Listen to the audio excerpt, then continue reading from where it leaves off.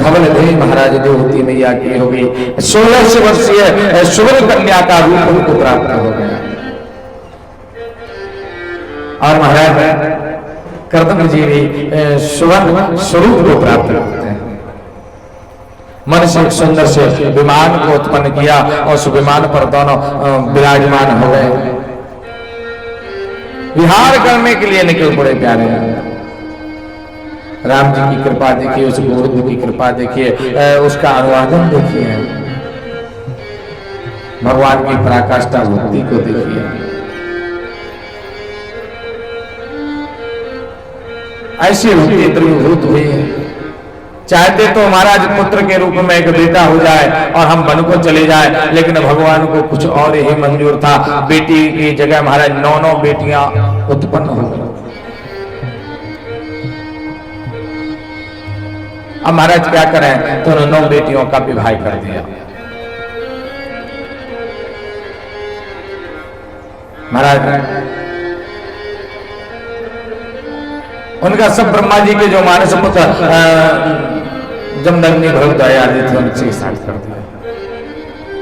कला देवी का विवाह मरीचि ऋषि के साथ में, अनसुईया का विवाह अत्रि के साथ में, अरुंधति का विवाह वशिष्ठ जी के साथ में, ख्याति का विवाह भृगु जी के साथ में, शांति का विवाह अर्थवर्णा ऋषि के साथ में, क्रिया का विवाह प्रत्युष के साथ में, हैभू का विवाह पुलस्त्य के साथ में।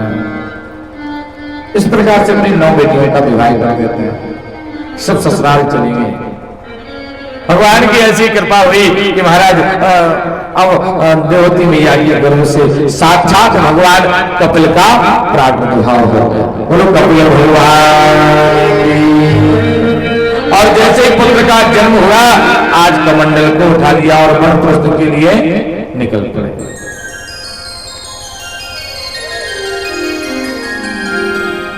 देवती मैया को ज्ञात हो गया ये बेटा साक्षात भगवान उत्पन्न हुए।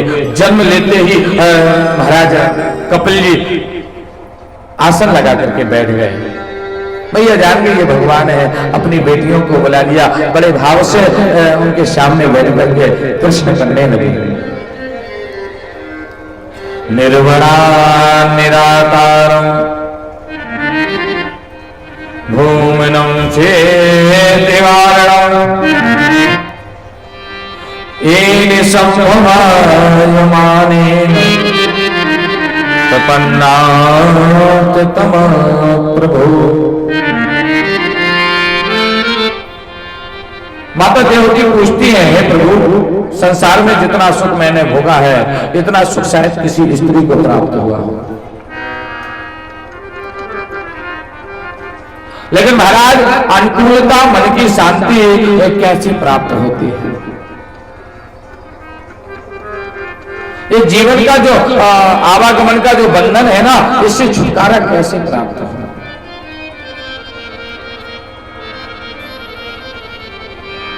कपिल भगवान ने मां के इन प्रश्नों को सुनकर के बड़ा सुंदर भाव दिया। तावतं गताहं शरणो शरणं स्वयं भूतः संसार कायो विकारा।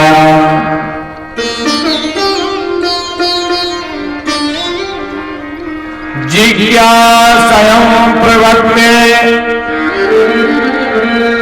पुरुषस्य नमामि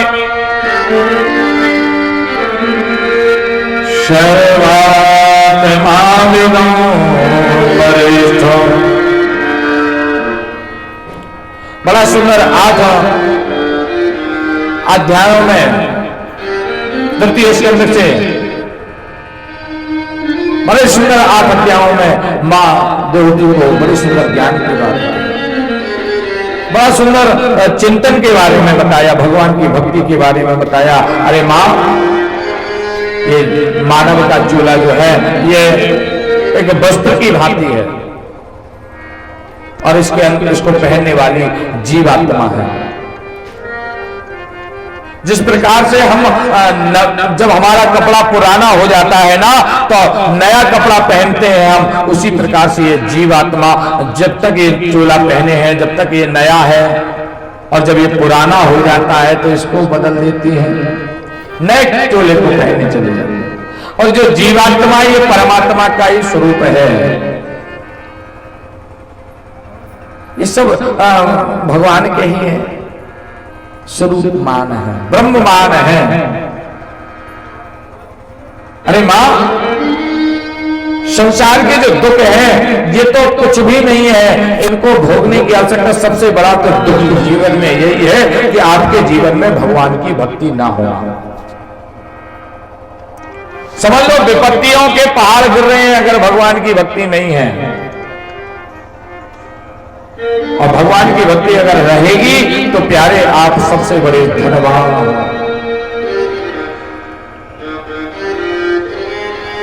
क्योंकि कितना भी पैसा, कितना भी रुपया, कितने भी डॉलर आप कमा लो, ये काम नहीं आएंगे भगवान की भक्ति रूपी धन जो काम आएगा। अरे जीवन में सबसे बड़ा धन है राम के नाम का। मीरा जी से कहा कि तुमने महलों को क्यों त्याग दिया, तुम इतनी बड़ी धनवान। तो मीरा जी ने कितनी सुंदर बात कही, अरे संसार का धन मुझे क्यों चाहिए, क्योंकि मैंने तो सबसे बड़ा धन पाया है। कि पायो जी मैंने राम रतन धन पायो, पायो जी मैंने राम रतन पायो जी मैंने राम रतन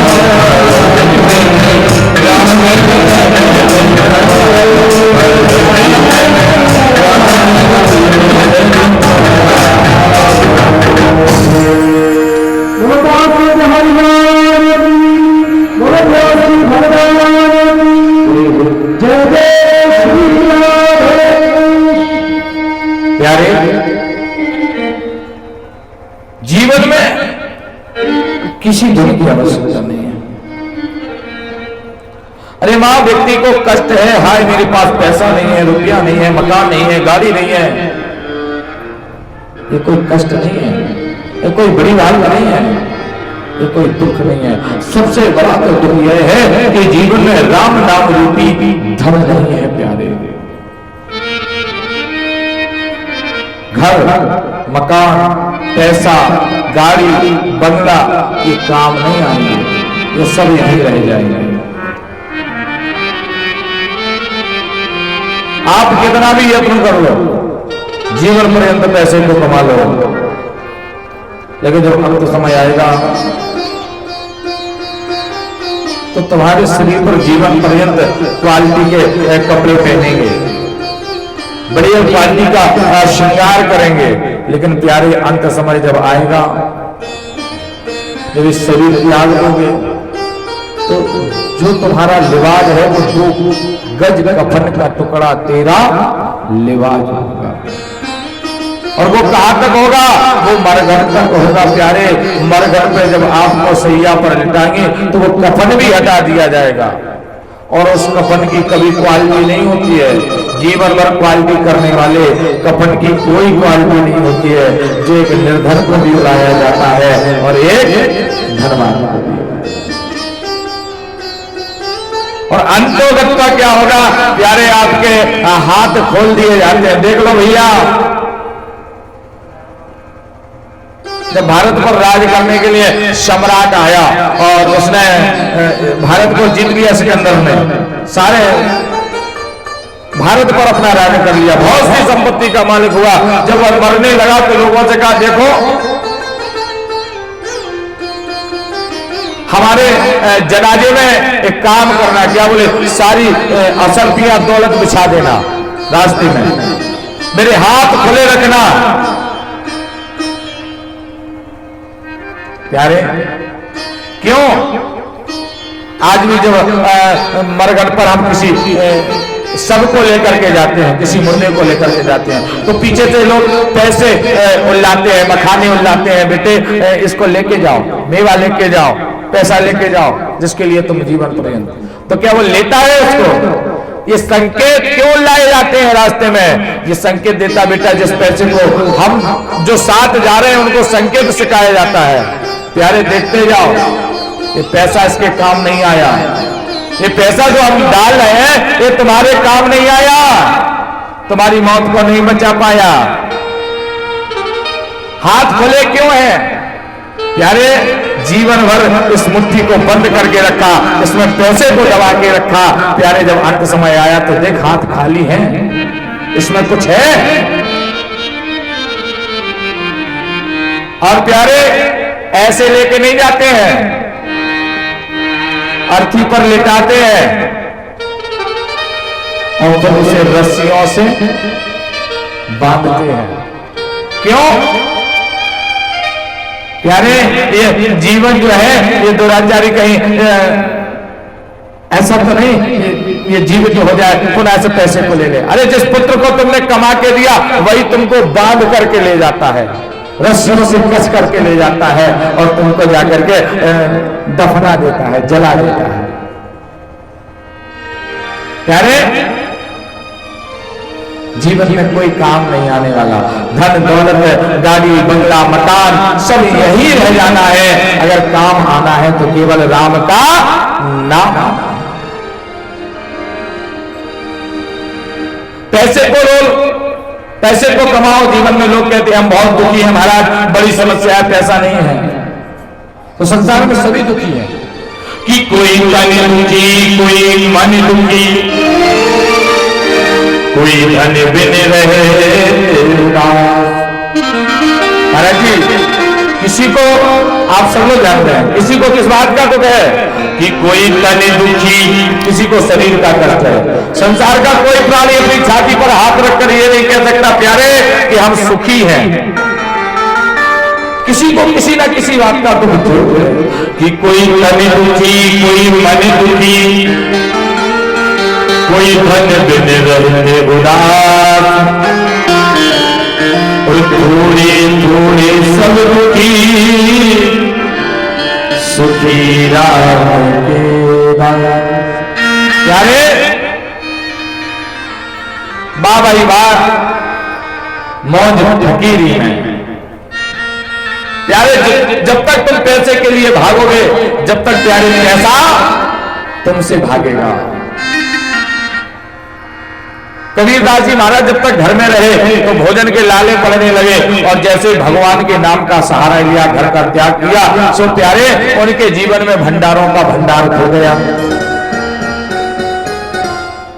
कबीरदास जी महाराज ने बड़ी सुंदर बात कही कि जब तक कबरा घर में रहे सुतूकन को हैरान, और जब कबरा घर से करे सो भरे फीके पकवान, कोई कमी नहीं। क्यों? क्योंकि भगवान के सहारे, भगवान के दरवाजे, भगवान की भक्ति में जब आप पहुंच जाते हो तो किसी बात की कमी नहीं रहती है। अरे भैया जीवन का हर प्राणी दुखी है। किसी निर्बल से पूछो भैया तुम सुखी हो क्या, तो निर्बल कहता नहीं भैया हमें काय का सुख, हम तो रोज कमाना पड़ता है, मजदूर आदमी रोज मेहनत करेंगे, रोजाना कुआं खोदेंगे और उससे पानी पिएंगे। हमसे तो सुखी पैसे वाले होंगे। किसी दीन से पूछा तो पैसे वाले के लिए बताता है, पैसे वाले के पास जाकर पूछे कि भाई सुख है क्या, तो कहता ना मेरे पास भी सुख नहीं है। सुख किसके पास है? बोले महाराज हमसे बड़े राजा महाराजा, लेकिन सुख किसी के पास नहीं। कि दीन कहे धनवान सुखी, धनवान कहे सुखी राजा राजा कहे सुख महाराज सुखी, महाराज से कहे सुख इंद्र कुमार, इंद्र कहे चतुरानन सुखी, चतुरानन कहे सुख विष्णु वाले। और तुलसी मन विचार करे, राम बिना सब जीव दुखारी। जीवन का हर एक प्राणी दुखी है, हर एक प्राणी के मन में किसी ना किसी बात का दुख है। अगर सच्चा सुख है मात्र भगवान के चरणों में। अरे भगवान के चरणों में भगवान की छवि को अंतःकरण में बसाना है, भगवान की सौंदर्य छवि को देखना है, और भगवान की जब सौंदर्य छवि को आप निहारोगे, अपने मन में बिठाओगे तो तुम्हारे ऊपर भगवान की कृपा बरस जाएगी। हास्यम हरेन भाकुलेन कीति, वृषो संसार विशो में सम्मोहनाय रचितम निजमायक्षो, भूमि मंडल मुनि कृते मकरध्वजा। इस संसार जो सम्मोहन है ये मोह है, इसमें आप फंसे रहोगे, इसके आप वशीभूत रहोगे। जिस प्रकार से कोई सम्मोहन शक्ति हमको बस में कर लेती है, उसी प्रकार से इस संसार ने अपनी शक्ति में आपको बस में कर लिया है। आप इसके वशीभूत होते चले गए। इसकी अलौकिकता की जो लोकाचार की जो दृष्टि है, जो सुंदरता है, उस पर हमको वशीभूत हो गए। बड़ा सुंदर मैया को उपदेश देने लगे। सांख्य शास्त्र का बड़ा सुंदर उपदेश अपनी मां को दिया। मां, जीवन में हम सब माया के वशीभूत हैं और इस माया से छुटकारा भगवान दिलाता है। हम सब माया के वशीभूत हैं और माया को नचाने वाला मायापति है। हम तो मरकट की भांति से जीवात्मा पे आकर के नाच रहे हैं। गोस्वामी तुलसीदास जी बाबा क्या कह रहे हैं कि ये जो जीव है ये मरकट है। जो महाराज मरकट कहते हैं बंदर को, बंदर जैसे मदारी नचाता है ना, खेल वाला बंदर को नचा रहा है, उसी प्रकार उसकी डमरू पर उस पर हम नाच रहे हैं। लिखा है गोस्वामी तुलसीदास जी बाबा ने, उमादार जो किसकी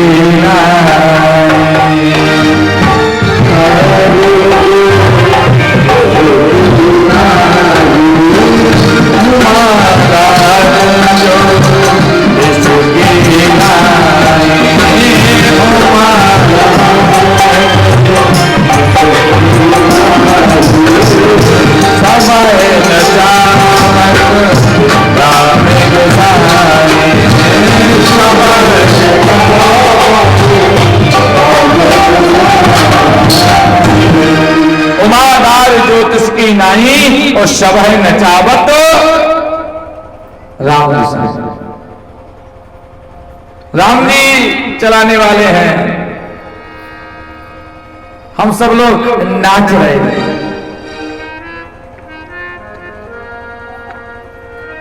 हम आज एक बंदर की तरह नाचते हैं। नाचे जी मरकट की भांति हम लोग सब नच रहे हैं और हम सब लोग इस प्रकार से बने हुए हैं और इस रंगमंच पर अपनी अपनी लीलाओं का नृत्य कर रहे हैं। और प्यारे, जिस दिन अपनी लीला पूरी हो जाए, अपना काम पूरा हो जाए, भगवान, हम सब लोग कठपुतली हैं और कठपुतली को पर्दा के पीछे कोई नचा रहा है, उसके हाथ में हमारा धागा है। देखा ना कठपुतली का खेल, जब तक तुम्हारा काम इस रंग